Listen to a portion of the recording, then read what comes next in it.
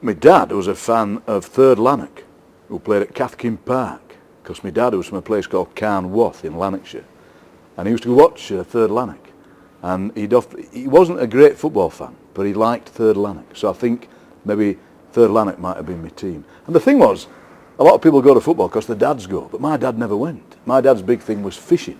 He'd go with my Uncle Jack fishing. My Uncle Jack, Sheffield Wednesday season ticket holder, and they'd sit there and they'd play the fish, and my Uncle Jack would always bring along a raw egg, which he'd pour brandy into and drink it and say, this is what keeps him going at Wednesday dinners. And so I never went as a lad. And then I started going. My cousin Ronald took me, and he was a Chesterfield fan. We were playing Chesterfield, and he used to wear a great big coat, and he had a big hat that said Spire Power, or as he said, Spire Power. And his big thing were hellfire. That's all he'd ever say. So he took me to this match. I remember vividly. We sat down here somewhere, and he's going, "You enjoying it, Ronald? Hellfire." Then somebody else would go, "Hellfire." Then he's hellfire. No, hellfire. Coming to you at half time, Ron. Hellfire. And so I went to a few games, but then the opposite happened to what normally happens, that my kids got me into it. 95, 96, 97. My kids are going, "Come to this football match." And to be honest, I went partly because it was not like anything else I did. I thought I'll go along and just see, have a laugh, see what it's like. Then as soon as you start going, you realise, you think back to my dad, you think back to Cathkin Park and Third Lanark, and you think back to our Ronald, and you realise why people like it. So I would say that I could never have been a fan of anyone else, partly because that's where you live and all. You know, I don't like it when you meet people who are fans of places where they weren't from. You know, well, that's me then. Well, but round I'm a Londoner supporting Sheffield Wednesday. So why didn't you follow Uncle Jack to Hillsborough? Well, my dad was in the Navy for 21 years and left in 1958 and went to work in an office in Sheffield. And my Uncle Jack was a big Wednesday fan. And it just felt like, at that time in particular, when Wednesday were doing well and they were in the Premier League, I think I've always had that thing for the underdog. So Barnsley were always the underdog. There's always that. You still get a lot of Wednesday fans from my end of Barnsley, like you get a lot of Leeds fans from other end of Barnsley. But I think it's important that you support the place where you live. I really do. I don't like it when you see all these Man United fans walking about who've never been to a game, you know, and that interests me because I like coming to the place and kind of suffering. I've never sat in an executive box. Sometimes you wish you were. But I think part of fun, if that's what it's called, is sitting out in cold and kind of feeling part of all these thousands of people sat around you. So you were what age when you first came here? Well, I would be, when Ronald brought me, I'd be about 8 or 9. Right. Hooked immediately? Or? No, because it was freezing and I got hit in the face by a ball. I remember that. This bloke went, "Watch it, kid." Which is great advice. I remember it vividly because this great big ball, Casey, and it was like a blooming eclipse. This thing smashed. This bloke's heart, it's got him.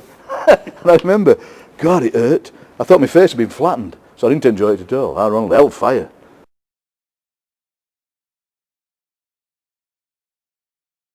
It's partly that the Sheffield Wednesdayites see themselves as big city sophisticates, and that we are like the dingles on Emmerdale Farm. We are like Cletus the slack-jawed yokel in The Simpsons. We're people who are we're farmers and we're miners and we're a bit mucky and we're not very clever and we're not like Sheffielders who are sophisticated. But, you know, the language is different. You know, I've talked a lot in the past about the isogloss, that wonderful thing where the language changes. So if you go down from Birdwell to Grenoside, your language changes. If you walk down the A61 and he could film it, you'd have like somebody going, now then, now then, now then, now then, now then, now then. So you, not only does your A widen, so you go, now then, how are they going to park the car in car park? There's that wonderful now then. A Sheffielder said to me the other day, this is true, he said, now then, why does they call us daars? I said, well, if you're asking me, I can't tell you. And also, they do that wonderful Sheffield A that is so wide. Now then. My Uncle Jack, who was a daar, was in the Western Desert in the war, and he'd just been fighting and he sat on the floor exhausted, and the American General Mark Clark drove past in a jeep, and my Uncle Jack said, now then, and how that dear Mark Clark? And General Mark Clark said, I am that soldier. He says, well, fighting's that way. So my Uncle Jack got arrested. So the reason we call them daar is because that's how they speak. They go, now then, D, what are doing there, D? What are they doing?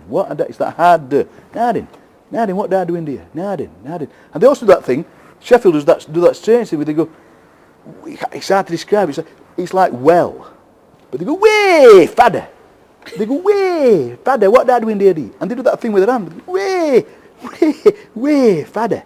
So we call them daars because it's the hard day. So if somebody from Mars landed at a Barnsley Wednesday game, or to a lesser extent a Barnsley United game, you get that strange thing, this person from Mars would land here, and they hear all these people going dee-dar, dee-dar, dee-dar, and all these people going dingle, dingle, dingle, and it's fantastic. And so, of course, if the referee makes a bad decision, they go, referee's a dee-dar, or other side go, referee's a dingle. And I think it is a fantastic thing. And also, you know, people get genuinely cross. Not in your dee-dar. And it is partly, I think it's historical. It's the fact that in South Yorkshire, as it is, both, well, Barnsley, Rotherham and Doncaster have always seen Sheffield as a place that sucks in the cultural, economic and social capital of the whole region. So that, particularly Rotherham fans get so cross when they go, in that Rotherham a suburb of Sheffield, and they get so cross. So it is that, it's partly that, you know, they've sucked all the economic power in. It's a model or a metaphor for the relationship between North and South, I think.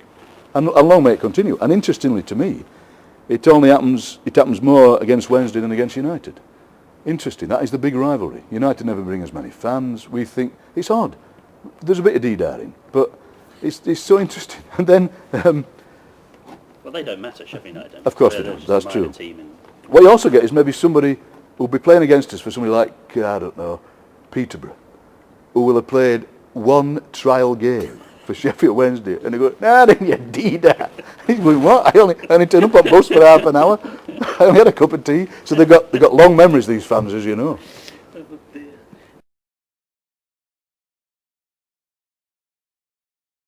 The onion bag is there or there. So the onion bag is the goal. I thought that was a universal term. No, it's get it in the onion bag. I remember the excitable Keith Lodge, the Barnsley Chronicle reporter who was reporting stuff for Radio Hallam. And I remember he used to always shout that, get it in onion bag. But what you do get then, I hope this is true. You remind me of a very strange conversation I once heard behind me. Two fellas, and this bloke shouts, get it in bag. This other bloke says, what bag does that mean? He says, onion bag.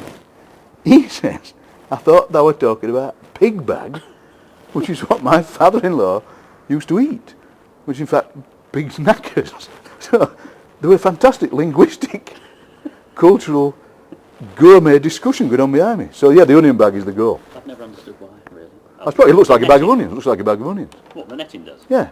It's from the days when, way back in the 50s, the Onion Johnnies would come round. You still see them. I mean, you still saw them till the 60s. Onion Johnnies, Frenchmen, kind of comedy Frenchmen in berries with striped jumpers would cycle about, and that's what it was. Okay. I'm telling you lots of things here I've heard that you didn't know. I've never come across a great pie-eater match. I suppose the best one I've ever had would be Burnley, because they are pie eaters, and they have that very odd Lancashire delicacy, the butter pie, which I thought was a pie full of butter, but in fact it's a pie where they make the crust with quite a lot of butter. I think trouble is these days, I've never been to Premiership grounds and had a pie, but a lot of it's just frozen pies that they put in an oven.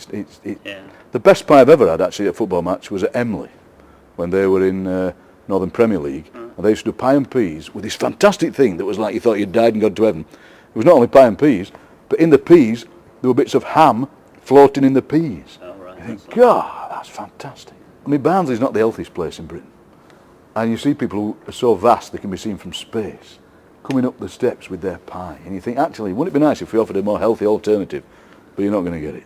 My grandson always, he said, I don't want a pie, Grandad, I'll have a bag of crisps. That's good, that's fine then. So he has a bag of crisps. I wish the food was healthier, I wish it was, but it isn't. So what you can get is, you can go to, yeah I know, you can go to, that's my Uncle Jack, talking to me from beyond the grave. You can get a nice, there's lots of nice pie meccas around Barnsley, so I would suggest buy a pie and bring it.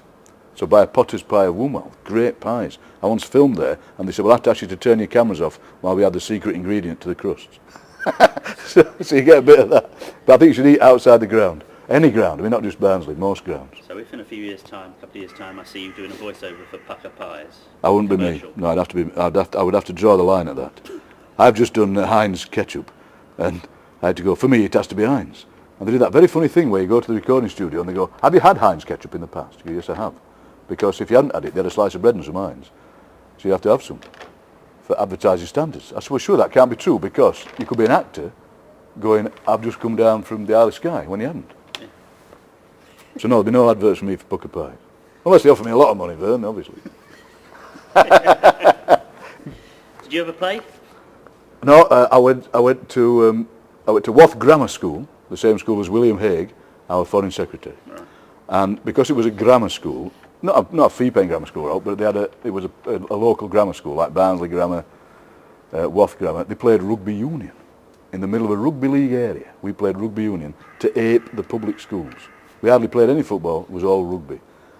The teacher, Mr. Fisher, who had a very high voice, said something he couldn't say now. And when I was at first year, he said, McMillan, you've got the arse for rugby. I said, really, sir? He said, yes. So I got in the scrum. So we played rugby union. He would play against his under-13s who would drive up in their own cars. I thought, they were never 13, ever. I remember being in a scrum once. I went in the scrum and this kid poking me eye and turning my nose around like that. And so I tried to escape. I went up out of the scrum like that and I hurt my neck. And I went to doctors and the doctor says, this might hurt a bit. And he held me up by my head. And I was swinging like a pub sign. And I remember this woman walking past looking at doctors going, she went off again. So no, I never played. I had to play rugby. Not like my grandson, who actually plays, he lives in Grimethorpe and plays for Brearley Cubs. And he's a good goalkeeper. You go and watch him? I do, yeah. And my wife says, calm down, you fool. You shout I do, I shout. Oh, I don't shout in a bad way, but I shout in a respectful way. And we clap, and we clap the opposition. But I get very excited. My wife says, you're a silly old fool. And I said, it's only a kid's game, she says. But what I like about it, I've said this many times, is you go and see a film, you can guess the end. You go and see a play, you can guess the end. You go and see a football match, you've got no idea. Any sporting occasion. But you go and see a football match. The team that you should beat easily thrashes you. The team that you should lose to, you win. You see drama, farce, endeavour, comedy, tragedy on the pitch in 90 minutes. And it happens in real time. You know, that's the great thing about it. You can't fast forward it, you can't rewind it. It's going to start at a certain time, finish at a certain time, and in that space of time, something's got to happen. That's why it's so exciting. And that's why people who don't get it, I think. And it's hard to explain it to them. It really is.